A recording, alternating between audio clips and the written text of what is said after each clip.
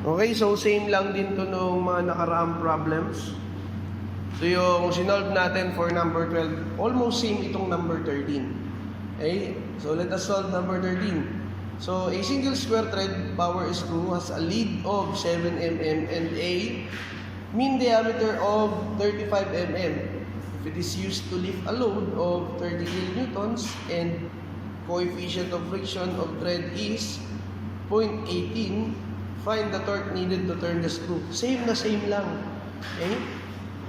So, isulat mo muna yung kanyang formula. For number 13. So, single square thread yan.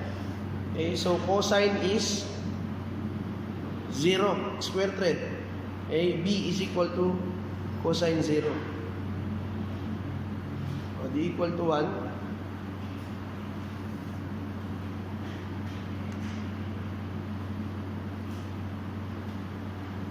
Next, solve muna si tangent alpha equal to the lead divided by pi dm.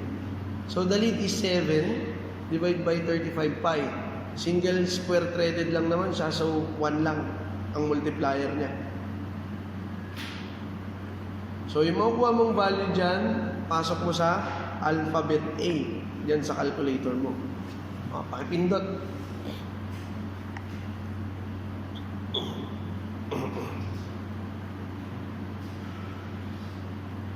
So, 7 divided by 35 yan. Store mo na siya kay A. That is 0.0633. 0.06362.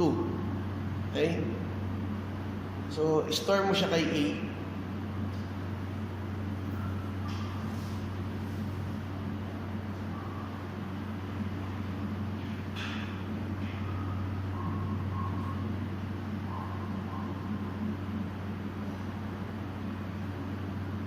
So, TTH equal to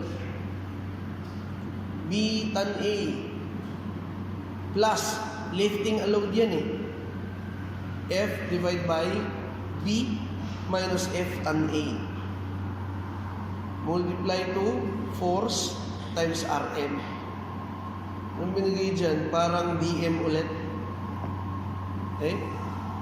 So, value is 1 times tangent A yung alpha A plus the thread friction is 0.16. 18 pala, 18. Tapos 1 minus 0.18A times the force binigay dyan sa'yo is 30 kilonewtons. Gawin mo ng 30,000 newtons.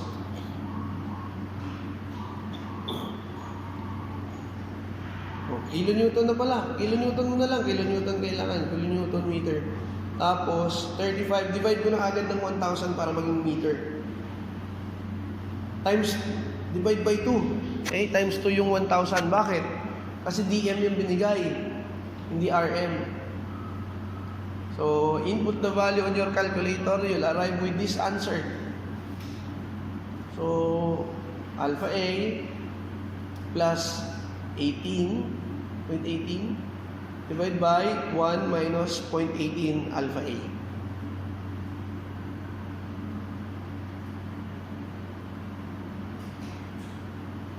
Times mo ng 30 times 35 divided by 2,000.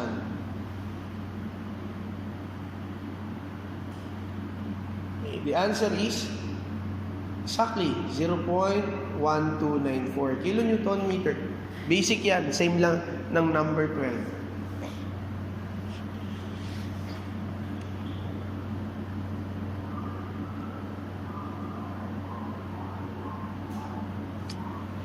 Yan, lista na natin yung answer.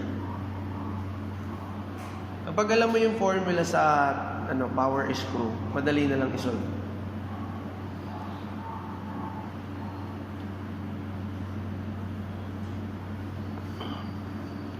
How about number 14?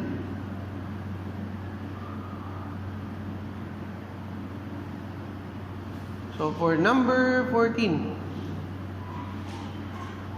okay, so the total torque required to turn the power screw is 55 Newton meter. So meron kang torque. if the linear speed of the screw is 8 feet per minute and lead of 9 mm, determine the horsepower input of the screw. So, ano yung power? Yung power, that is sa basic formula, Tn divided by the factor, yung turo ko sa inyo, di ba? So, you are given the torque, ang problema mo, wala kang N. Wala kang rotational speed. Pero, can you recall that meron kang binigay dyan na velocity of the screw? Eh, yun yung velocity na kung gaano kabilis umaakit yung load. Okay? We will recall that yung velocity is equal to lead times the rotational speed.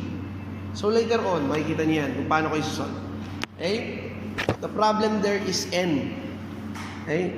O yan, the velocity is equal to L or the lead times the rotational speed, N. So N will be equal to V divided by L, yung lead. Okay? So, N is equal to V divided by L. Okay, pasok natin dun sa ating formula ng power. Eh, English unit yung kinukuha natin dito.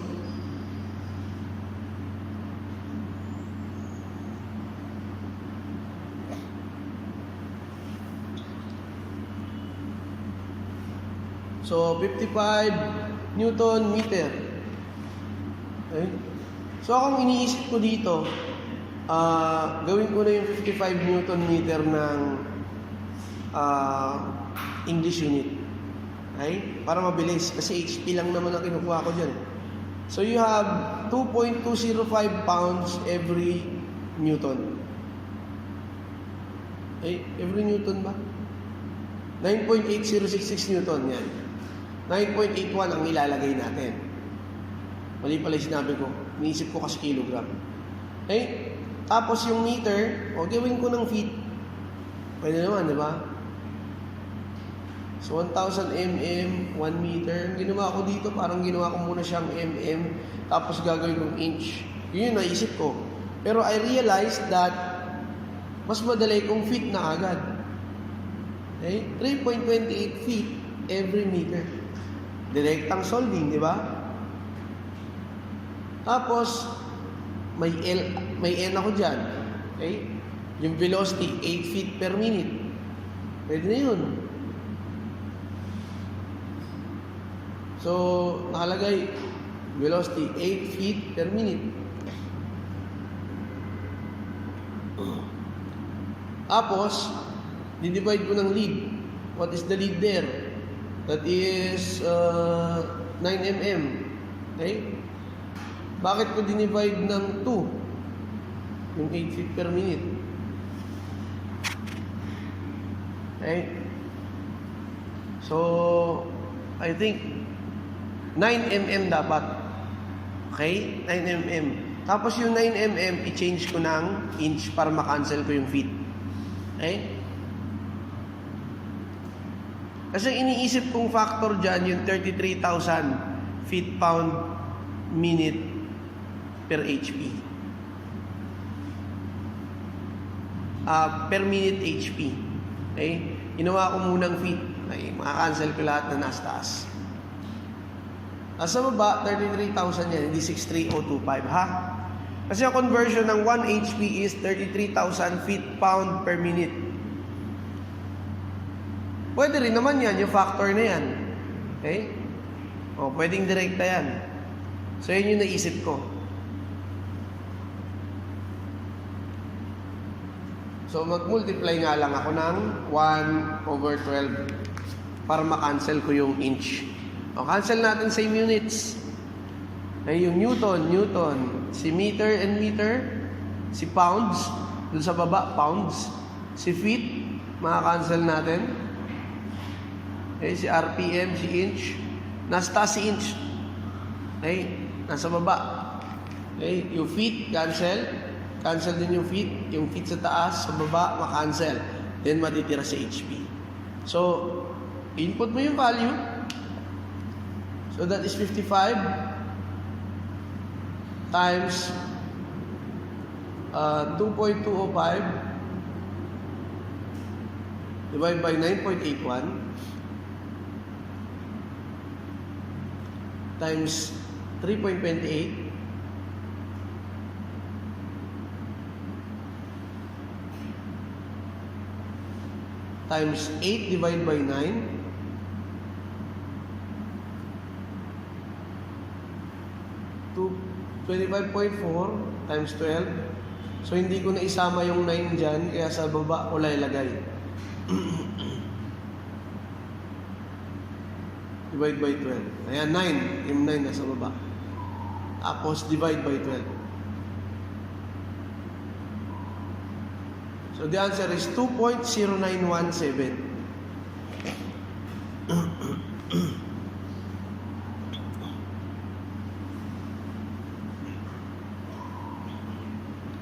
Yan, 2.0917 or 2.092. Eksakto lang. In here sa number 15, the cylinder head of ammonia compressor has a core gasket area of 90 cm squared and flange pressure of 100 kg per cm squared. Find the torque applied on the bolt if the nominal diameter of the bolt used is 3/5 inch. So, nag-assume ako dito that this is formula based. Okay? Hindi ko in-assume na siya empirical. Ganun yung mangyayari. So, ginawa ko dyan, ito muna. Kinuha ko muna sa area. Little did I know, meron pala akong gagamitin dyan na empirical formula. Okay? Let's get back with your notes. Makita nyo doon yung kay valence, yung initial torque. Okay? Balikan nyo. Yung kay initial torque or tension kay valence. So dyan, T is equal to 0.2 FID. Yung FI is for individual initial force on each bolt. Okay? Times the diameter of the bolt. Torque ang tinatanong ha. 0.2 FID, empirical yan. And take note, lahat ng empirical formula is English units. Kaya kung naka-metric yan, convert mo muna ng English units. Okay? So that is for number 15. So, meron na ba akong FI? Wala pa. So, nahirapan akong i-paste to dito para linya-linya.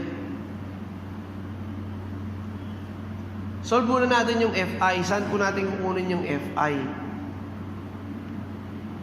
Recall nyo nga, saan kukunin yung FI?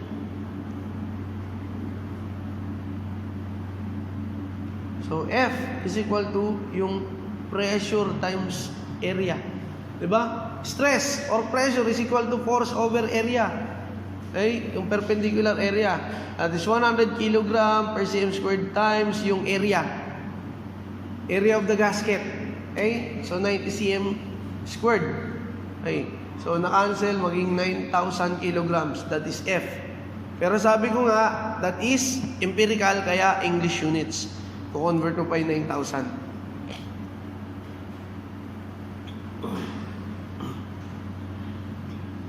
At, yung nakuha mo dyan na force on each bolt, force on each bolt yan. Hindi pa yun yung total number of bolts. So, multiplicable pa yan. Or, di-divide mo. Divide mo ng 6 kasi total force yan eh. Okay? Total force on each bolt. Hindi yan yung force on each bolt. Ha? So, okay, kinonvert ko na kagad siya ng pounds. And then, might as well, pwede ko siyang store kay A. Okay, tandaan natin. Okay, 3307.6074. Tapos, i-multiply mo na ng 0.2 times the diameter of the bolt na 350. Okay? So, the answer is, bakit 0.6? Yung 350, yan yung value sa decimal. So, the value is 396.9127. So, sakto. 397.2. 3.979. 3.97.9 pound inch. Yun yung unit. Okay? So, sulat natin lahat ng value muna. Inuna ko na sa calculator yung pag-solve. Okay. So 0.2, yung 9,000, total yan, total force of the bolts. So each bolt ang kailangan natin. Kaya nga, FI individual. Okay? Tapos kinonvert ko ng pounds. Dahil lahat ng empirical again ay English units. Tapos 3/5 inch, makuha ko na yung tamang sagot. 396.9. O di 397. Yun yung value niya. Okay? So, nasolve na naman natin lahat ng given problem sa machine design. Okay? Madadali na yung bandang dulo kasi panay empirical applications na. Okay? 397 pound inch.